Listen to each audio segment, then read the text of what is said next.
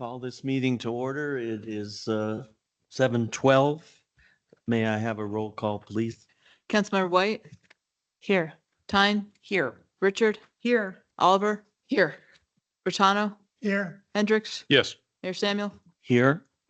We'll move on to agenda item 2, approval of the agenda. Are there any changes to tonight's agenda? Hearing none, the agenda will stand as presented. We'll move on to agenda item 3, approval of the consent agenda. 3.1, minutes of regular meeting of August 4th, 2026. 3.2, approval of bill list dated August 14th, 2026, and payroll ledger dated August 7th, 2026. Is there a motion to approve the consent agenda? So moved. Is there a second? Second. Roll call, please. Councilmember Oliver? Yes. Richard? Yes. Bertano? Yes. Hendricks? Yes. Tyne? Yes. White? Yes. Mayor Samuel? Yes.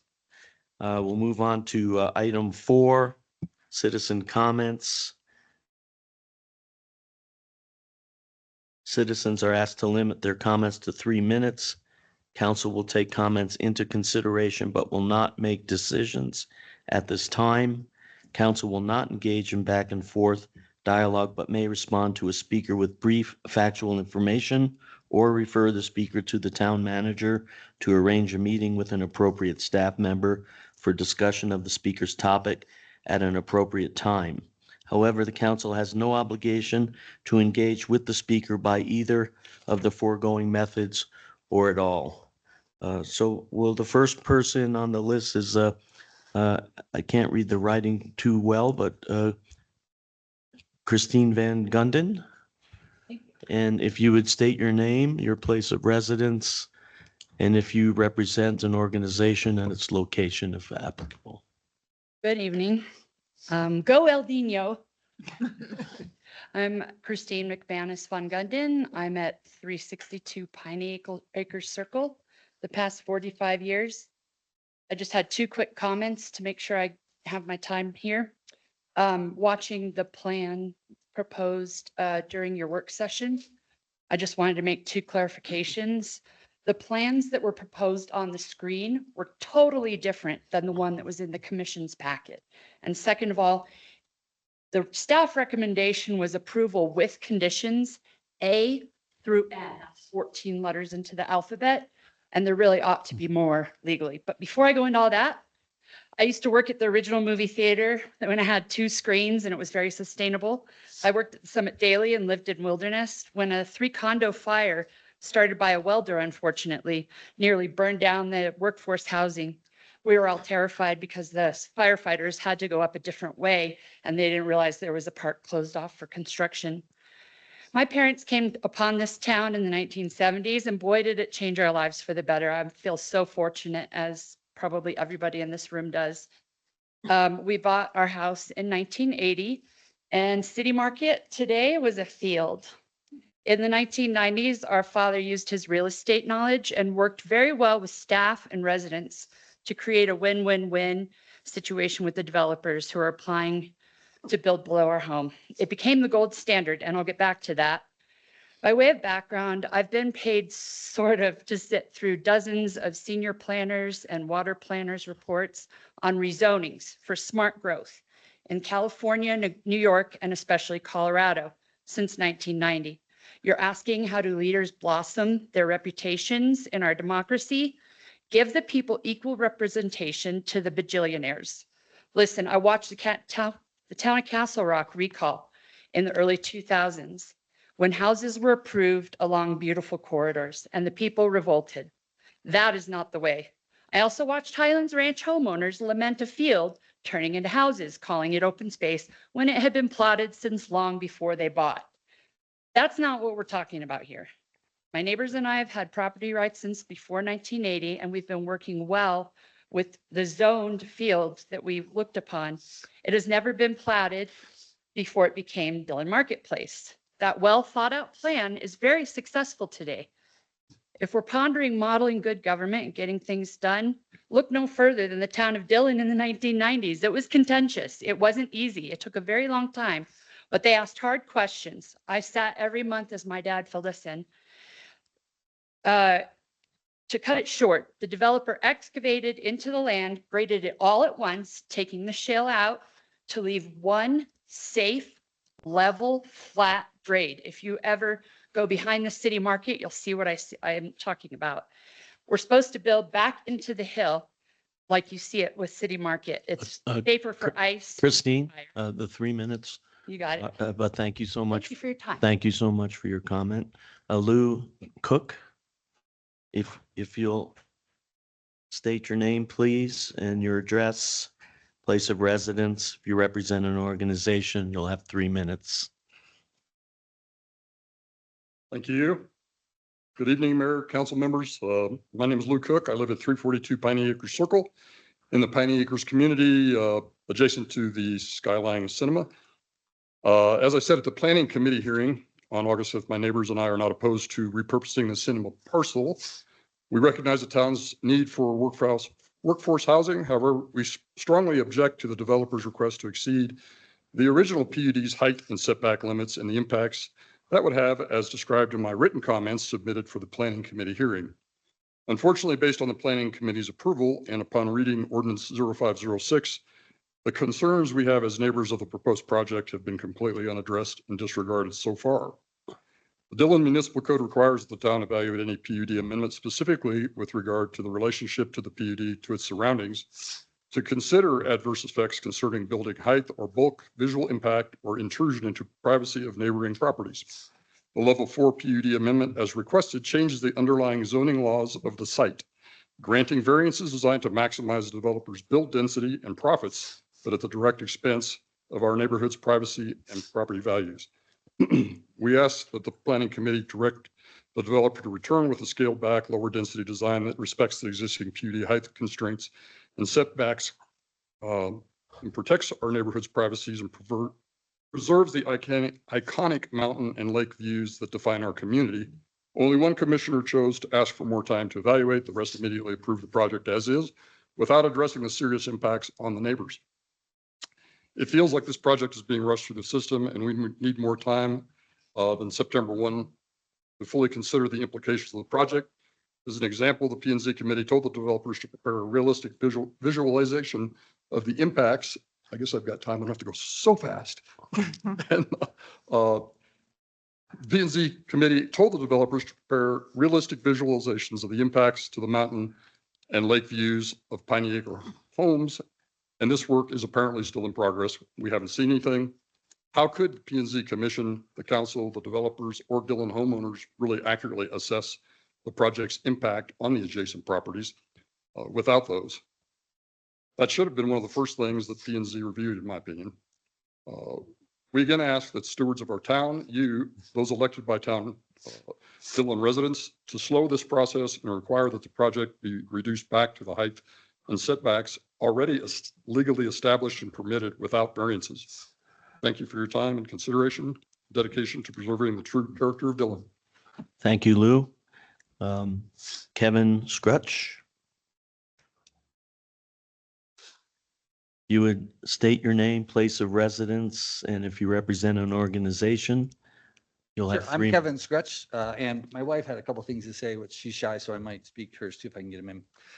We live at 60 Lookout Ridge in Dillon, Colorado, which is right across the way. First of all, I just want to say, I want to give a shout out to some of the town staff. I've been trying to learn about how the process works in this town. Not always easy, but the staff has been incredibly professional and courteous. So just a shout out to Ben and Adrian, who have, let me in the building for the 17th time in the last week. So I really appreciate that. And then there is Dan Burrows, who seemingly unfazed by 100 ignorant questions, who has done a great job of educating me. So one of the things I've learned is how much you all and the staff do. And I don't think the average resident of this town knows that. So I wanted to give you the perspective, because I know during the last election, a lot of people, win or lose, ran on transparency, which I think is important. And I think there is some trust issue with people who don't understand government. So as I tried to learn as much as I could about government, I have a kind of an experience which opened my eyes. So I'm just going to tell you about that. If you don't know how government works, it's almost impossible to get advised. We do have email alerts on the website. They're not the easiest to find. That's one of my suggestions is let's make that a little bit easier. But to give you an example, we have 6 different email lists between economic development, urban renewal, parks planning, council, and work session. Surprisingly, out of the 750 registered voters, 361 people are on the email alerts for council and 355 are on for work session. That's fantastic, right? Planning only has 58 people though. Economic, 103, urban renewal, 110.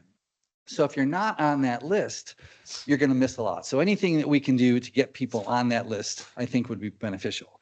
If you're not on that list, you would find out about a development by a postcard if it was mailed to your house. But if you're not within 300 feet of that mailer or that mailing list, you wouldn't find out about it. So if you hear about an open house from your friends, in my experience, you might go to an open house and you might meet some of the town council that's there and you might assume that this is run by town council.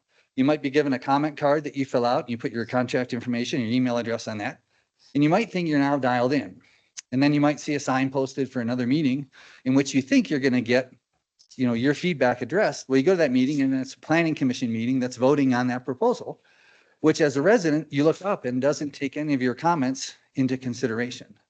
So I think the ignorance of the people, which is partly on the people, is partly the reason for the transparency issue. But I do think there's opportunities for us as a town to improve those. So I think the big thing is that we have to find as many ways as we can for residents to provide their comments. I feel like I have a good understanding of the town right now. So I would say, let's move the email alerts to an easier place on the page. Let's consider sending out notices to more people than just those within 300 feet. We're in Lookout Ridge. There's a development coming up. 90 of our units are directly affected by this because we drive by it every day, but only 6 of the units are within 300 feet. And the last thing I would say is, why don't we do a water campaign in Denver?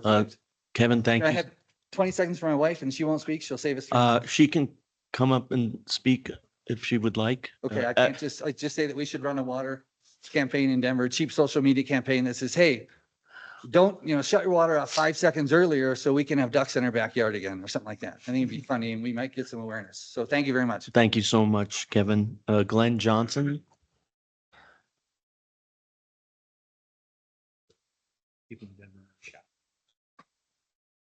So thank you all. Thank you all for serving here in Dillon. Please name, address. My And name is Glenn Johnson. I live at 252 Piney Acre Circle. I've been in Dillon, a resident here for 5 years and here for 41 years. Okay.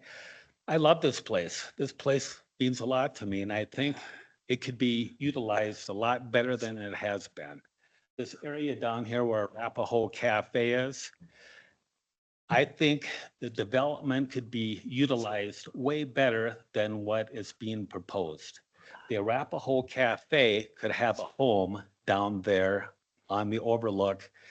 And then you could also put in a Trader Joe's or something like that. I think the commercial aspect of that should be looked at closer than passing this on to a residential development for apartments. I don't see the value for, just besides extra lodging for that, you need the tax revenue.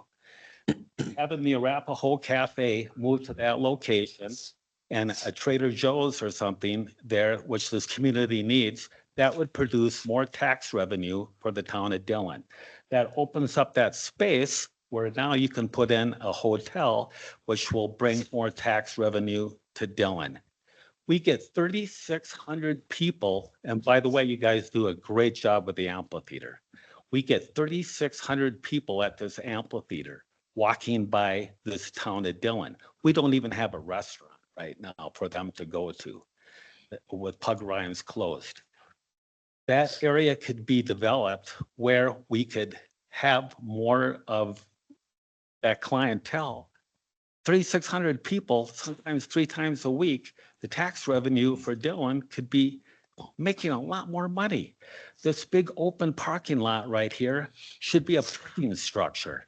We got 3,600 people that have a really hard time parking here. the town could make very good income off that. With the post office, there's parking that should be around the building, but there's extra places that could be used for carpooling. And the post office could be making extra money on that. The town could be making extra money on that. But this all gets down to moving the Arapahoe Cafe down into this location that would give tax revenue. And have we looked at another business in there that could do more than the tax revenue than an apartment complex? The town of Frisco has Safeway, Whole Foods, and the other Natural Foods. They have 3 grocery stores there. We can have another grocery store there. Thank you, Glenn. She's giving me 3 minutes. So after we're done with who's on the list, then we'll move to who's in the audience with. How much more time would you like? Well, I just want to make sure that we've looked at all the opportunities of putting the Arapahoe Cafe in a place that this is part of Dillon. And it needs to be in a place where the whole town place can see it, overlooking. Thank you, Glenn. Well, but would you like to spend some time with the town manager or planner so that you could be updated as to the events that are going on? Yeah, Because there are things that are in process. okay. So, I mean, yeah, it's a great place. It could be way better. all right. Thank you so much for your comments. Greg Hess.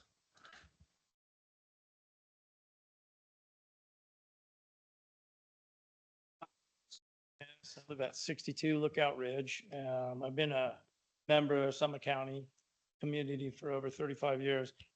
And I just wanted to take a couple minutes to talk about some things to just plant in council's mind when they're reviewing certain projects within the town of Dillon. I recently read about the Skyline Apartment PUD and a recommendation letter by Ned West about council's goals. And number 2 on that list talked about promoting community revitalization and a support for sustainable development. And I'd like to let the council know in regards to some of the water issues that you were talking about. There's other things that developers can do regarding water reclamations, even repurposing gray water in buildings and things like that. So I would just urge council not to give away everything when they're looking at something like this, and maybe look at, pushing for the developer to come up with some more sustainable opportunities for the project. That's it. Thank you so much, Greg. Carrie McGuire. Oh, would you like to speak? Okay. Karen Scrutch. Okay. Is there anyone else in the gallery would like to speak? We'll move to online. Is there anyone online would like to speak in citizen comments? We have Nick Zader.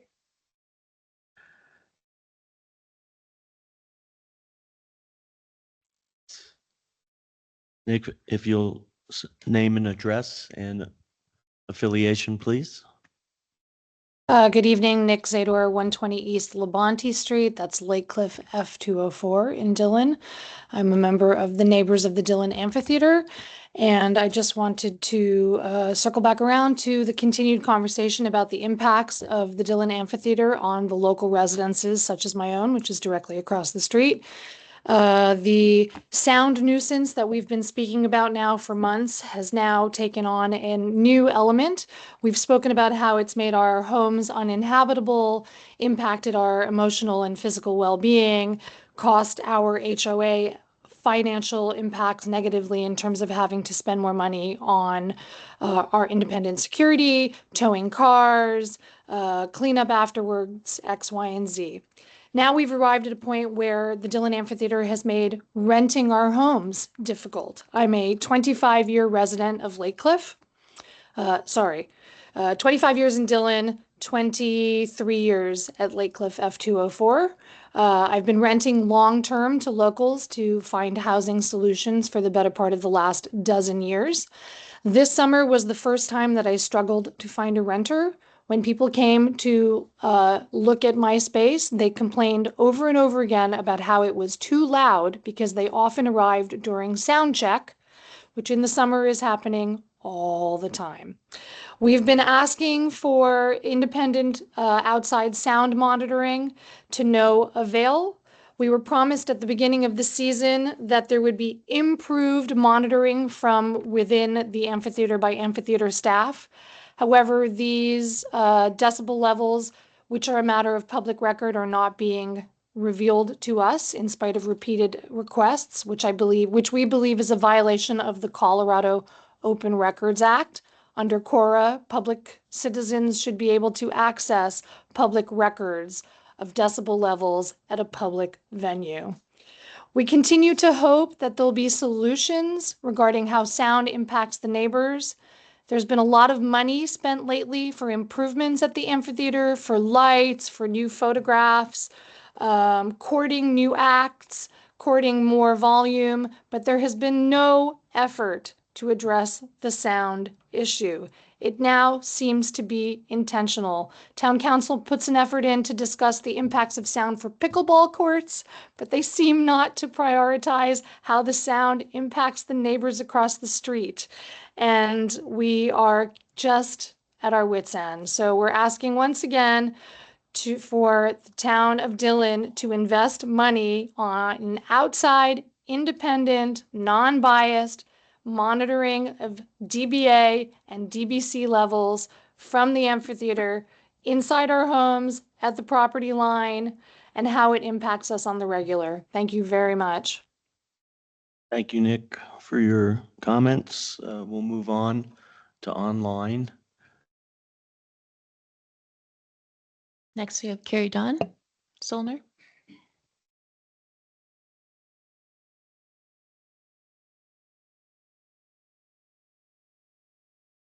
Carrie Don, if you'll give your name, residence, and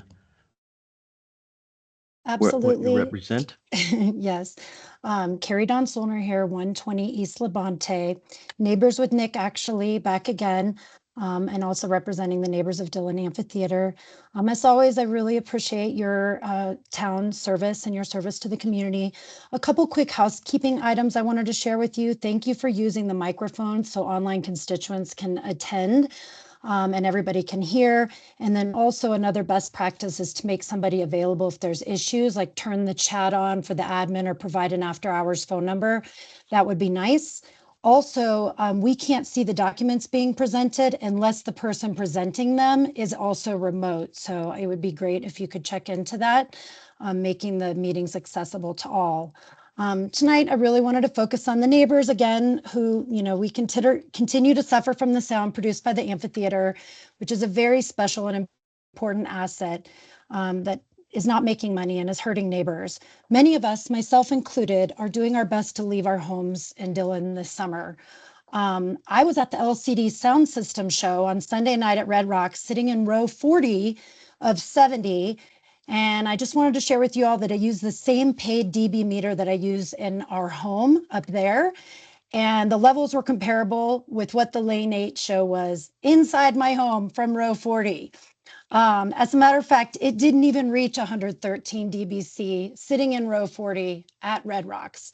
As we know, or maybe some of the people in the room don't know, the town of Dillon has completely exempted themselves from any maximum limit. And it's a quite small amphitheater compared to other ones. Neighbors have been raising these concerns for years, particularly since the 2018 renovation. I've personally become much more involved since I had a brain injury in 2013 and I could not live in my home. Yet the town has still not done the most basic thing we've repeatedly asked for: hire an independent professional that could provide solutions that might be easier than you think. Prior and during the renovation, meaningful acoustic testing in this very sensitive residential environment was never done. Multiple acoustic professionals have offered to help the town test, research options, and provide available solutions. The only thing the town has offered us in the past few years is more testing, and now the town is refusing to share these decibel readings with us. It's not very transparent. This brings me to the EDAC meeting last Wednesday. There was discussion about not being able to increase the number of shows because we have neighbors to consider, which we appreciate, but then looking at ways to make more money from the shows we already have. We absolutely understand that the town has to consider the financial side of the amphitheater, but we need you to please consider the neighbors too. We need you to consider the options from a professional and consider them and the cost of them before doing anything else. These solutions are much easier than the town thinks. We are not asking the town to guess. We are asking you to get the expertise as you do with everything else. And the Carrie and- Dawn, thank you. Your 3 minutes is up. Thank you so Please much for get the your comment. facts and put it in the budget. Thank you. We'll move on to the next presenter. Is Stephen Boyle. Stephen, if you'll state your name, place of residence, and if organization you may belong to. Hi, I'm Stephen Boyle, 332 Piney Acres. My comments are on the proposed Skyline Apartments at 312, the former movie theater, or current theater. It's still live and in business selling tickets. We're not sure, and there's some speculation that he is going out of business, but there's no evidence to that other than his testimony. I'm not opposed to responsible redevelopment or additional housing. My biggest concern is that the process is moving far too quickly for a project this significant and permanent. Planning and zoning recommended approval on August 5th, but later that same night, Page West just started arranging for property photography and renderings at our homes. And since then, they've come onto our properties and seen these impacts firsthand. They have acknowledged that there would be impacts and discussed possible ways to reduce them. And Piney Acres is only one of the surrounding impact areas. There are property owners in every direction of the site who will live with consequences of what gets approved here. So that matters. We're not talking about hypothetical neighbor concerns. The impacts have been seen firsthand. They've been acknowledged.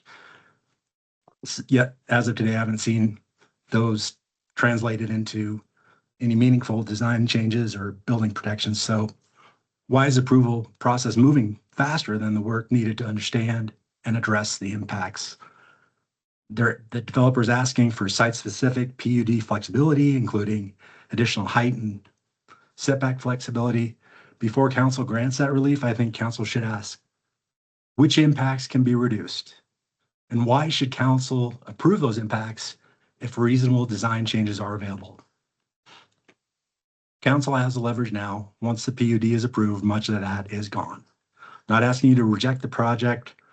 When the time comes, I'm asking you not to rush a permanent decision while material impacts and possible solutions are still being worked through. Take the time to get those issues resolved, and if protections are important, make them part of the approval. A project this large will affect properties in this part of Dillon for decades. There's no good reason to decide first and then solve problems later. Thank you very much. Thank you, Stephen, for your comments. Is there anyone else online who would like to speak? Seeing none, we'll close the citizen comments and we'll move on to item 5 of the agenda, consideration of ordinance number 05-26, series of 2026, first reading to set the public hearing, an ordinance adopting and approving the Skyline Apartments PUD development plan and amending the boundary of the Dillon Ridge Marketplace PUD. Ned, we'll turn it over to you. Yes, as you have just stated, tonight's first reading is merely to review the title of the ordinance language itself, and to set the hearing date. We have proposed that the hearing date be set for September 1, 2026. Upon approving this resolution tonight, or this first reading of the ordinance tonight, that's when the hearing date would be set. I can tell you that one community member did find a couple of typos in our ordinance. And so I will note those here now and we will correct them for the second reading. But they are both on page 1. In the third recital, those are the whereases. There is an error there. It references replat B. It is factually replat D as in dog. And then in the 7th recital, there is a typo for the Planning Commission hearing date of August 5th. It's supposed to be August 5, 2026. So given that, staff is recommending approval of the ordinance in first reading to set the hearing date for September 1st, 2026. Happy to answer any questions. We'll start, Linda, would you like to start with questions? I guess my big question is, there's a lot to be seen on this, and should we have the date on that, review on that date? Or is there something that we could, should we do it? There's more for, nothing's been presented to us yet. Haven't seen anything, and there's going to be a lot for us to look at. That's correct. So during the public hearing, there's always the option to continue a hearing, desiring to learn more about the application. So that is available to the town council. There's a reason that we haven't provided this information to you all outside of the public hearing, and that's set by town code. And that's because of the quasi judicial process that is established. You acting as judges of the application need to review it entirely within a public hearing setting. So all review and deliberation needs to take place in the meeting. Obviously, you'll get your packets prior to the meeting, and that's an opportunity for you to be prepared for the hearing. But that doesn't enable you to discuss it amongst one another. That all has to take place in the hearing. So that continuance certainly exists. If there's some other decision that wants to be made at that evening, there's approve, continue, or deny. Okay, thank you. You're welcome. Ben? The Oh. lawyer would like to say something. Okay. Oh, Okay. to further what Ned was saying, if we don't set the ordinance for September 1st, then you won't receive the packet until the date you set the ordinance. So you'll have a longer time period of not seeing anything. Great. So we're better off setting it so that the information can be released and then tabling Then we it can at the see it. time. And I have a question for our council. Since PUC already approved, the ordinance and sent it to us, we can look at the plans now because it's where it's not being appealed. The Planning and Zoning Commission findings are public. You can look at them. The plans may be adjusted by the applicant in response to the Planning and Zoning Commission. It does become problematic, though, if you conduct your own investigations outside of the public setting, if it does come up on But appeal. we can look at the plans that were presented to by the P and Z.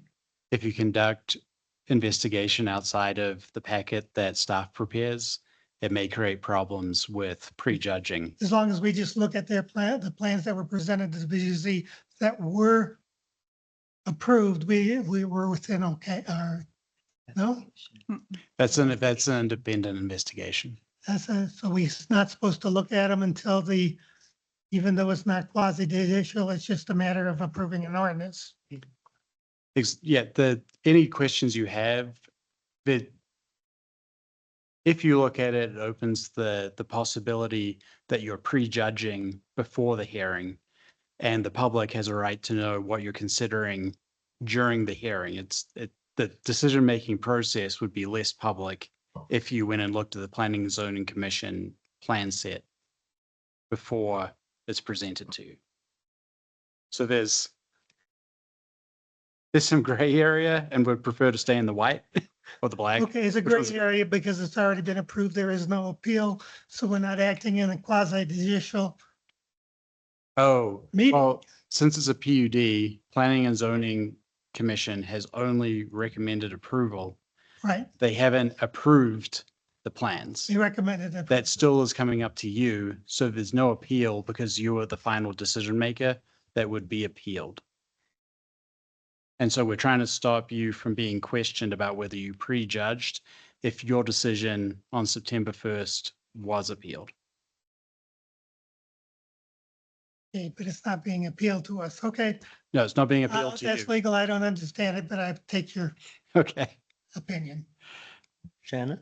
Yes, I have two questions, one for the lawyer and then one on whole. So the planning and zoning meeting that happened, at what point, if ever, do we get to consider the public comments that were made at that P and Z meeting? Public comments will be included in the packet or The we'll have public comments were made to the planning commission who considered them as they weighed the application that evening. So my question is, at what point or ever are we allowed to consider those public comments if they don't come and make that public comment during the public hearing for council, but they made it for planning and zoning, so it is a public comment? Are we allowed to ever consider that in, in our consideration? And at what point are we allowed to consider that? I think you probably consider it once the packet comes out. I'd have to check. But you understand what I'm Yeah. asking? Like, What's the point in having a public? I don't want to hearing do an planning and zoning independent if- investigation, but those were public comments that, Which does raise another issue that comes up a lot with public comment and public hearings. Just so that everyone is aware, the comments that you make during public comment are on the record, they're in the minutes, but they're not part of the record for the public hearing. So sending in letters to the town clerk in response to an ordinance once it's up, or coming to that hearing and making a public comment is much more useful to the decision-making process than coming to public comment to talk about a public hearing that is going to occur because that public hearing hasn't occurred. Of course, I understand just setting the ground in large parts, and that's part of the purpose, but the detailed comments really should be either written or made verbally during the public hearing. okay, then my second one is, in regards to public comment tonight from Mr. Scrutch, what other avenues can we, steps can we take to make sure that our community is fully aware that this hearing is going on September 1st? In addition to our regular routes, are there additional things that we can, steps we can take so that everybody feels like they had the notice, that they were noticed, that they didn't just get a postcard for the, I think it was 6 people who were within the 300 feet. And I know that while once you know our website, it does seem easily navigable, but if you don't know our website, it can be confusing. So what can we do to make it easier for people to attend or know what's going on and make the choice to attend if they want to? And I'll let Doug speak to this as well, but I can tell you, we have a poster on the wall that allows people to sign up easily for our newsletters, our agendas. We have that poster all over town hall. We're trying to get the word out, how to sign up to get that information. We have to treat every application equally. So we are following the code or what the code says for notification. Is the code the maximum of what we can do, or can we go beyond that, or no? Well, in terms of making the applicant pay for mailings, which can get very expensive, the burden that you are allowed to place on the applicant is set by the code. If the town wanted to email everyone on the list, which we already do because we send out the agenda, but at a certain point, people have to either follow the agenda and the emails or they don't. We can't, knock on every door in the town. Can we put it on our LED sign? That's a good I mean, that's question. an advertising thing. Can we put it on the signs to the entry here? I mean, and not just for this one, but going forward, because that is a comment that is repeated oftentimes, is that people don't feel like they knew or that they had the time. So can we start like on the town's dime, however much it costs on the LED sign? I don't know, the LED sign is there. Can we start advertising these things People are driving by there maybe more frequently than coming to town hall and seeing a poster that's stuck on a That's more of an operational question, I think, than a legal question, as long as it's the agenda items being published another way. Okay. Seems, I'd have to double check, but it seems like it would be okay, but I don't know. Ben, could we go around the room and then come Driving back? by the Is that sign okay? today, it was advertising the town council this meeting meeting. tonight. Oh, it's on that, on the LED sign. Yeah, I just mean specific to public hearing tonight for something, more specific than just a meeting, because Yeah, I definitely Yeah. concur more with Doug on that, because now we're doing something that may not be equal or fair. Right. And so I want to make sure that it's equal and fair. Kyle?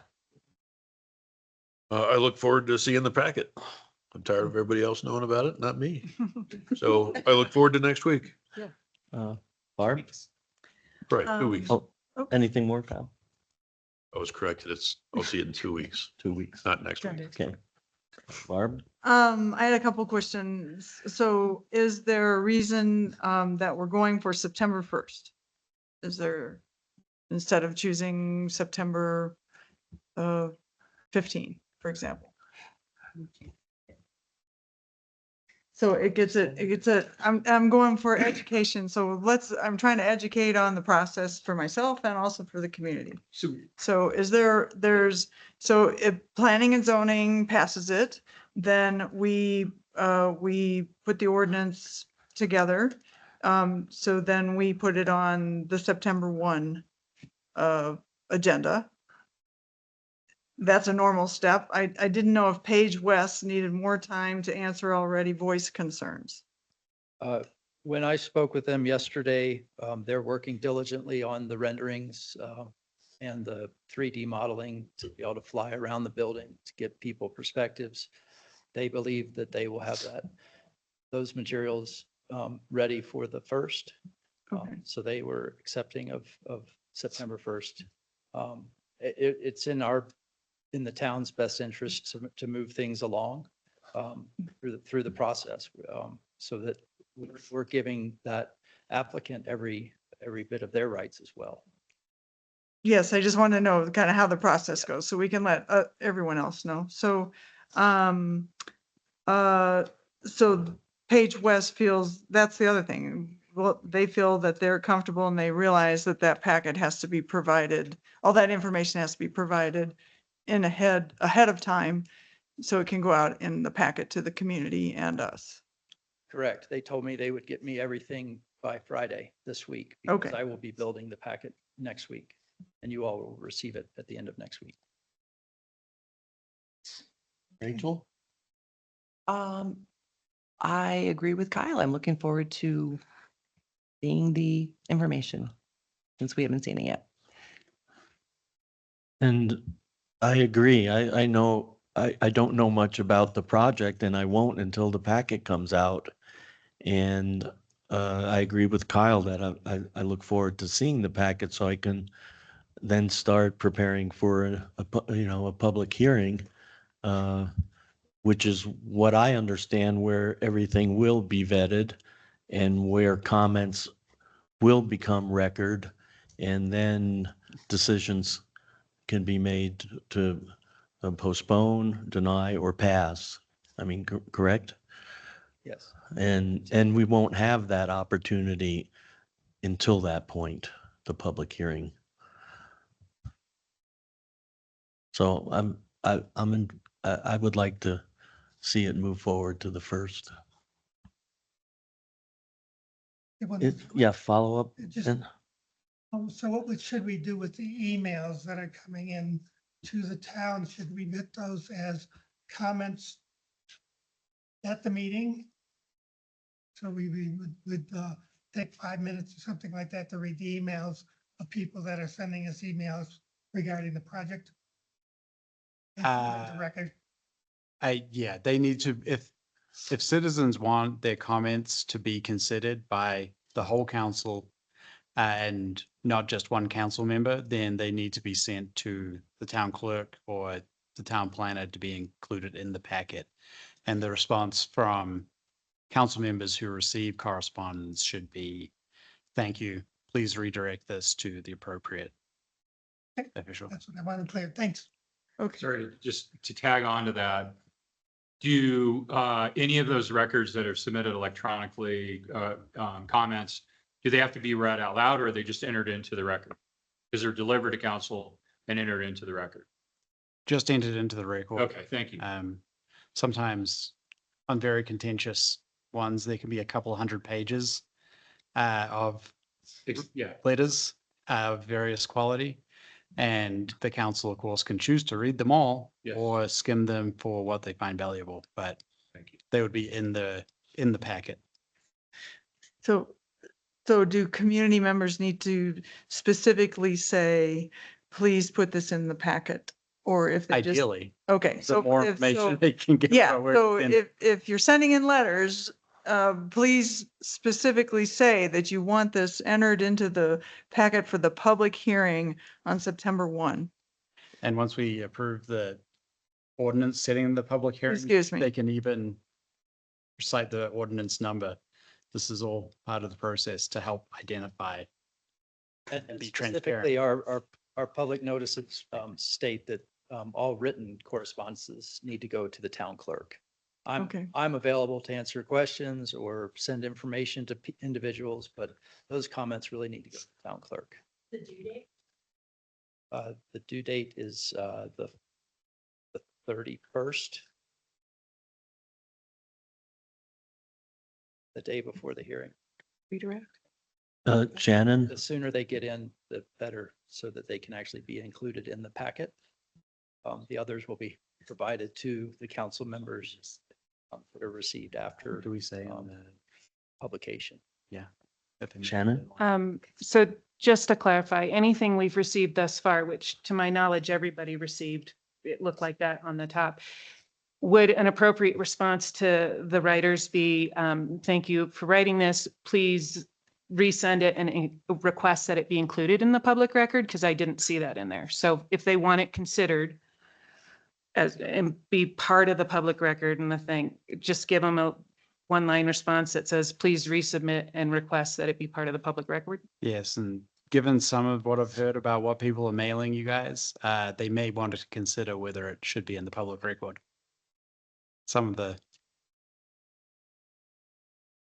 you want to send it through the town clerk and ask them to resend it in case, once they know that it will be public, if they really want their name on the document.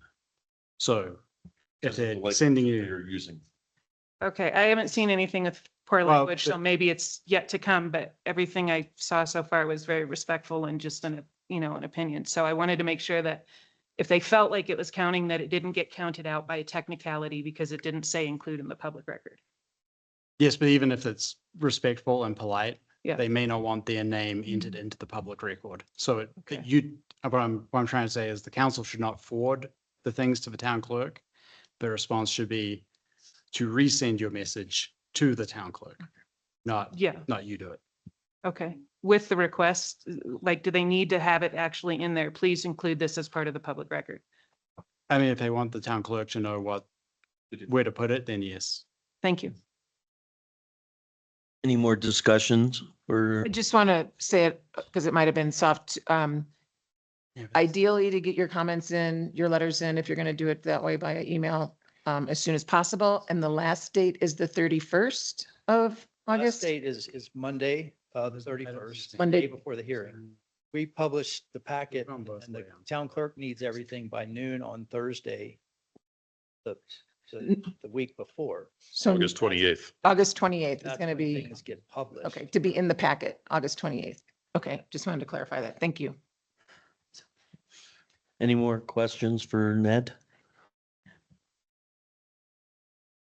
Thank you, Ned. Any council discussion? Yeah. Ben? If we decide on the next meeting that we haven't had enough time to go over everything, could we postpone the meeting to the next meeting? I'm sorry, the town. Can we continue the meeting to the next meeting if we decide we haven't had enough time to go over the We could continue Record. the discussion. to Can you the next continue the discussion? Yeah. Yes. So the choices on September 1 would be approval, denial, table, continue of the public hearing. Yeah. Those would be the, Uh, is there anything else? So the public hearing, you could close the public hearing, so you won't have the public hearing for the second occurrence. Okay, So, but you wouldn't, you could table the motion for, depending on the procedure, the stage of procedure, and you're essentially delaying the decision until the next Mhm. meeting, but you can close the public hearing. If you continue a public hearing, that means the actual opportunity for the public to speak will Can- continue. okay. So that's why I'm just making that. So the public hearing would close and a decision would be made up, down, continue, table. Someone can table, someone can present a motion and you vote on it. And one of those motions could be to continue the decision. If someone has made a motion to pass or deny, and then you decide to table that motion, that would send it to the next meeting. So there's a procedural distinction about which word you use. Well, it really matters because this is dealing with property rights and so I want to say that it takes good consideration. So therefore, I just want to make sure what the legal steps are so that the community is clear on what the steps are. I feel like we're Reviewing. making things less clear as we go, but Yes. if we said, we passed this first reading, we set the ordinance, you get the packet, we can start public comment September 1st. If you decide you can't make a decision September 1st, depending on which part of the process you're in, you can somehow delay until the next 2 weeks and then make the decision September 15th or continue. There is a limit on how many times you can continue. Eventually, you do need to make a decision, but yes. Okay. But you need to set this before you get to the next decision of what to do. One Ben? caveat. So once we close the public hearing, and if we continue it, we should be realized that the only people that we should be talking anything about is within the council and not to other outside people. Is that correct? Correct. Okay. That is one of the risks of continuing something that's contentious is the public will send you, They'll send us contact emails you. and all that stuff. We can't read it because we only can consider what we heard in the meeting, In the public hearing. in the public hearing. Correct. Okay. Thank you. Other discussion from council members? Anything else for Ned? Thank you so much, Ned. Is there a motion to approve ordinance number 05-26? So moved. Second. Is there a second? Second. Is there any more discussion? Roll call, please. Councilmember Hendricks, Yes. White, Yes. Tyne, Yes. Bertano, Yes. Richard, Yes. Oliver, Yes. Mayor Samuel. Yes. We'll move on to agenda item 6. Consideration of resolution number 40-26, series of 2026, a resolution of the town of Dillon, Colorado, approving a contract with Browns Hill Engineering and Controls LLC for the Gold Run Lift Station Controls Upgrade 2026. Scott, that will be your presentation. Yes, Mr. Mayor, Council, thank you. So this is, as you mentioned, a resolution for a construction contract, Gold Run Lift Station. This work was conceived of as a part of the 2026 budget process that we went through. So it has been approved within the budget. However, since the contract value is greater than $50,000, per our financial policies, I do need to bring this before you in the form of a resolution. And so, as I stated in my background and time frame, the control equipment that runs that lift station, the computers, the PLCs, the VFDs, all of that is dated. They no longer make those PLC cards anymore. And so we're having to beg, borrow, and steal from other facilities that still have a few of those on hand. And so we're due for an upgrade on all of these SCADA control systems that are in the lift station, not only in the lift station, but keep in mind that that SCADA system is communicating with the master PLC up at the water plant. So there's improvements that occur up there, and with that HMI, so on and so forth. And so provided a staff summary of the resolution and the construction contract proposal from Rounds Hill Engineering and Controls LLC. The cost of this project is $69,406. And again, it's already budgeted and approved in the water plant investment and the sewer plant investment fund. I'd be happy to answer any questions. Questions from council? I had, will the installation affect any service to properties? No. And when will it be complete, do you think? By the end of the year. I have that, my contract, I have to give them till the end of the year. There's a certain number of days I have to give them to perform the work. So. Any other questions from No council? question. I move approval. Is there a second? Second. Any more discussion? Roll call, please. Councilmember Hendricks, Yes. Richard, Yes. White, Yes. Tyne, Yes. Oliver, Yes. Bertano, Yes. Mayor Samuel. Yes. I will move on to agenda item 7, consideration of resolution number 41-26, series of 2026. A resolution approving a contract with Columbine Hills Construction LLC for the 2026 tenderfoot overlay project. We'll turn that over to Dan. Hello. Yeah, so this is a contract to overlay Tenderfoot Street, resurface it from Gold Run Circle on the west end all the way out to the Golden Eagle statue in Highland.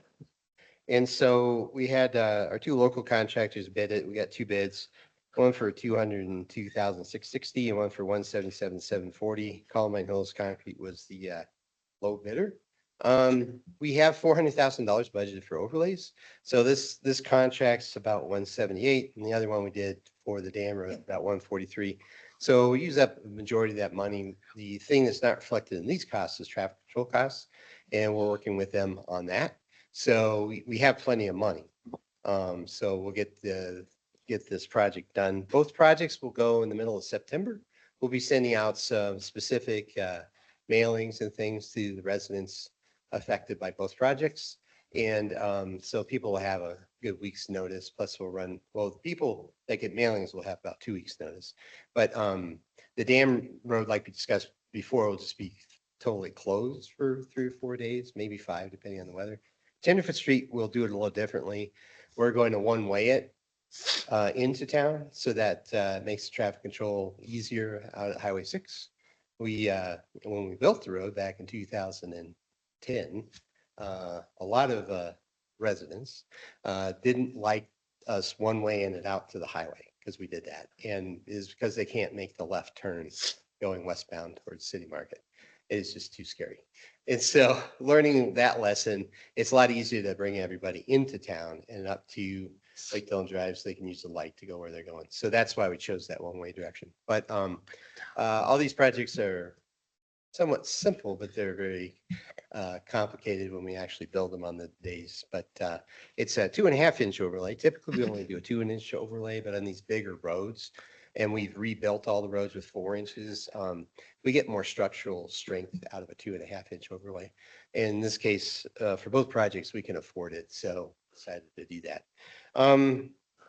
That's pretty much my presentation. So it's under budget. I'll get it in September before the asphalt plant closes. And any questions?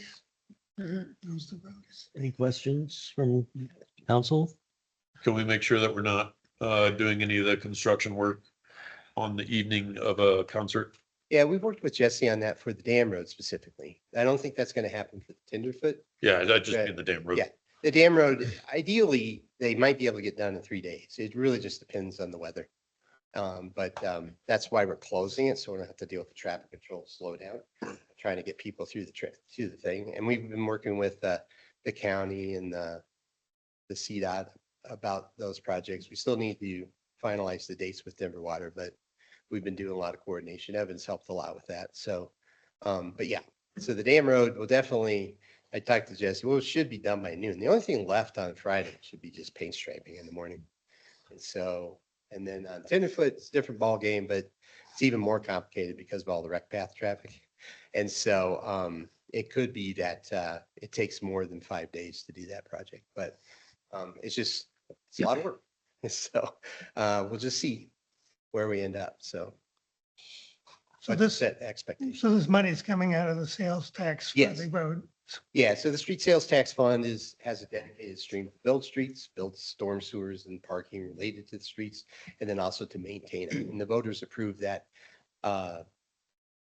those specific words, I forget how many, but not too long ago, but 5 years ago. And we also got rid of the sunset clause in the street sales tax. So we have that 0.5% forever. In perpetuity is the way to say that. Okay, and it's just standard replacement because it's starting to, and we need to do it. There's a lot of cracks. Yeah, and so ideally, when we started this whole rebuilding all the roads projects and stuff, when we got them done, we wanted to have about 10 years was kind of ridiculous because it has that kind of money. We started with a 12-year plan. And over the years, we have problems like pandemic and stuff. So we skip a year. And so now to redo all our roads, we were trying to get ahead of a 20-year cycle. So right now we rebuilt this in 2010, so we're on a 16-year cycle. And next year we'll try to tackle Corinthian Circle because we built those roads in 2010, 2011, 2014. And depending on by the retreat, I'll have an estimate for you. And it could be that we try to do that whole thing at once just to get it done. So, but yeah, so a lot of municipalities, counties especially, don't have money to touch roads maybe every 20 to 30 years. We've always tried to do better than that. This town council and all the previous town councils for the last 30 years have done a great job of the stewardship of the roads. We have really nice roads now because of the millions and millions of dollars we put into them over the last 30 years. And, when I got here 20 some years ago, they weren't so good, but we've rebuilt all the roads and you guys should be proud of that. And I guess what I'm asking to you, be proud of that and continue that legacy of stewardship moving forward.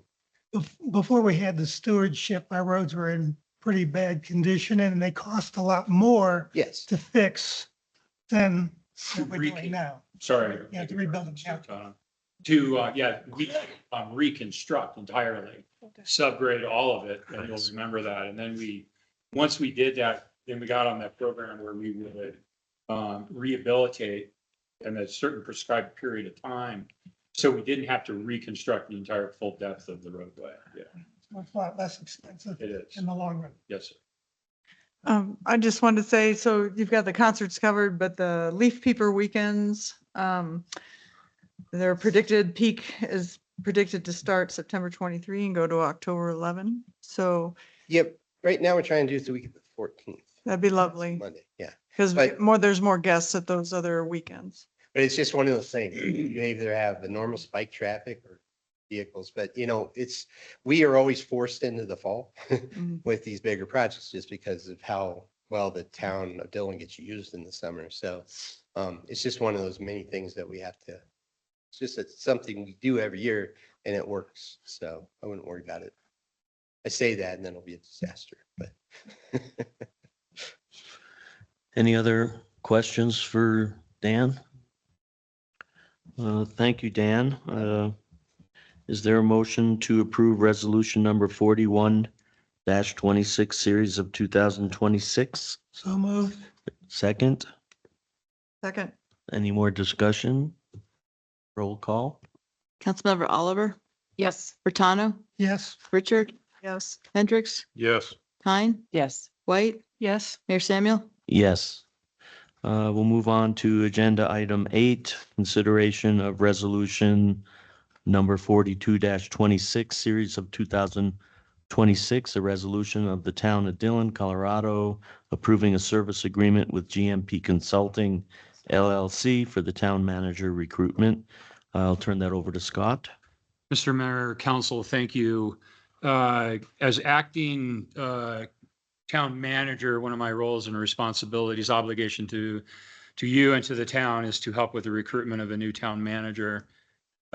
We had previously discussed at a work session, requested that I had for all of you to seek an outside search firm to assist the town with that. I was granted direction to do that. We issued a request for proposals with a deadline of July 31st. And we received 3 proposals, which were reviewed on August 4th by council. And council directed the town of Dillon, directed me to work on a service agreement with GMP Consultants as the preferred consultant for the project, which I have done. And so you have that agreement before you, which was prepared by our town attorneys, both Catherine and Doug. So you have my staff summary, the resolution, the service agreement, and the proposal from GMP with amount not to exceed of $19,500 in the general fund. This agreement, service agreement, was not part of the 2026 budget approval. Therefore, that's why I'm bringing it before you this evening for your consideration. I would be happy to answer any questions. Ben? No questions on this one. Other council members? I move approval. Is there second? Okay, any more discussion? Roll call, please. Councilmember White? Yes. Tyne? Yes. Furtado? What? Yes. Hendricks? Yes. Oliver? Yes. Richard? Yes. Mayor Samuel? Yes. Next item on the agenda is review future council agendas. We'll turn that over to Scott. So we are starting to get pretty busy with the future agendas. I'd be happy to take any comments from you concerning anything that's not made it on the next few agendas. I did have a meeting with Trace Spouse, our consultant for the Dillon Next Steps. Thank you. And so I have a feel kind of for where she wants to be on the next coming up agendas. Keep in mind that we're trying to mix in a lot of things. We're trying to mix in the budget process that we have. We're trying to mix in the town manager. There's going to be several meetings where you're going to be working with the consultant for the town manager recruitment. You also have different groups who want to get in front of you because they have budget requests for the upcoming budget. And so what I'm doing right now is just working very carefully with Dillon's staff and also the mayor working with council to sort of bring the desires for the agendas together so that we can try to accommodate everything that we can. But yeah, that's my only comment, is that things are going to be pretty tight here for the next few months. I'd be happy to answer any questions concerning the future agenda list. Questions from council members? Thank you, Scott. We'll move on to reports and comments. I think I touched on next week. I'll be at the Colorado Association of Ski Towns retreat. That's a 2-day retreat in Carbondale, and I'll get to hear more of what to expect from finances and how other communities are going to be dealing with our challenges going into next year. I also touched on the mayor managers that we had, which was at the CMC facility, and most of that session was spent discussing the cuts that are coming next year that were pre-planned from the federal government to get initiated after the election, which is putting us in a difficult position of how to fund our social safety nets and where we're going to find that money from. So it's not going to come from our federal government, and it's probably not going to come from the state. And our county is limited whatever is going to happen has to come from us on a town level. So we'll have to have those discussions and see what we can come away with. So that's all I have. Council member comments, committee reports. I don't have a report, but I just had a quick comment. I just wanted to thank Evan and his crew for getting the chairs out. They look really great. Saw a lot of people sitting in them over the weekend and during the concerts, getting use, and it was awesome. I also wanted to shout out to Suzanne in marketing. I saw her walking around a couple of us saw her walking around the farmer's market, and she was taking pictures of the food trucks and putting things out on a e-note to the community of the 4 food trucks that are up and running and their hours. And I think she had samples of their menus up, which was great. And also just wanted to say that a group of us worked on the alley this weekend and it was hopping, and the mayor showed up with a couple of his friends and played some chess there, and it was great. So just saying the alley's getting some use, and it was great and happy, and people were having coffee, and it was a good day. Ben? Well, I missed the Northwest Cog meeting, but I did get you read the agenda and all that stuff, and it goes with the mayor's comments about not having funding from the federal government or the state government, and things have to be slimmed down a bit. Shannon? Okay. I wanted to thank the acting town manager, because he's been really accessible when needed and really informative and patient, which I really appreciate. Thank you. And then this morning, Linda and I took the historic tour, the boat tour, with a couple members of the community, and I just wanted to recommend that to anybody. If you want to learn about our community and from passionate people at the Historic Society, and like kind of understand why we are the way we are, or where things are, or like how Dickey's Curve got its name. It was just a really fascinating tour. Maybe everybody's done it before. I hadn't, and I just felt really glad that I said yes and did it. So thanks. Kyle? I've been on the tour. It's the county tour, No, that's, oh, okay, I don't have anything. Thank you. okay. All right. You got to think of it as the ghost boat tour, which is the hot thing now across the nation. So it's our own version of the historic ghost boat tour. I did attend the non-pipeline alternative meeting, which, as you probably remember, is we're trying to figure out how to get more people to electrify and use other things besides natural gas. It's an interesting, there's a number of people working on it, and the most important thing that happened at this meeting last week was that Xcel Energy said they are going to start running statistics on whether our efforts are actually making any are creating any sort of savings in, are we getting anywhere with our alternatives? And I thought that was an interesting thing. And so it is, if we want to pursue that, we do have to come up with beneficial electrification, et cetera. And the rebates are available, and Ned and crew will be getting way more information out on that, but it is, it will be measured. And so I just wanted to pass that along. Rachel? So EDAC met on August 12th last week, and spent most of the time talking about the budget. We did some brainstorming for ideas to make recommendations to the council for the 2027 budget, which they will be putting into a formal letter or memo at the next meeting, which is September 9th, to be given to the town council prior to the budget retreat.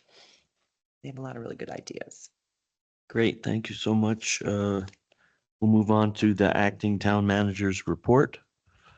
Mr. Mayor, thank you. So the first thing, if I haven't let everyone know, I am going to be taking a little vacation time.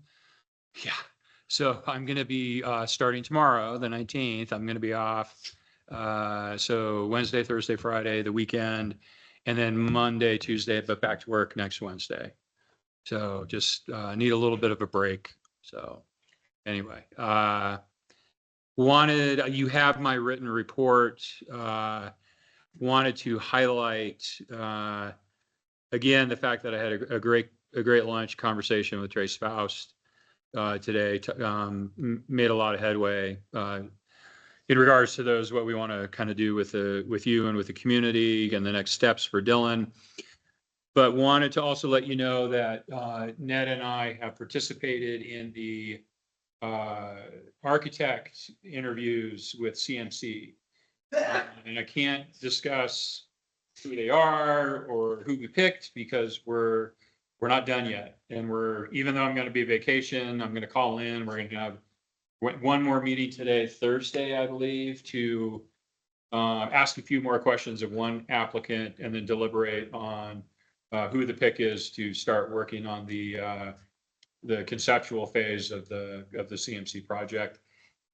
And then I think that the mayor and Mayor Pro Tem will be meeting with Dave Asplin this week Thursday at to 4 also p.m. discuss community next steps. So Yeah, with Matt also the assistant executive, he's executive director, isn't he? President. President, Yeah. yeah. So there'll be 4 of us. that's all I have. I'd be happy to answer any questions. You should just come back on the second. If I didn't have to do the water and sewer budget. And then I think we might also have to fit in some work session job description deliberation with the search firm. So now that I have approval from you, I'll have a conversation with the search firm on looking at our calendar and figuring out where what they need to do with council in terms of input from you guys. So.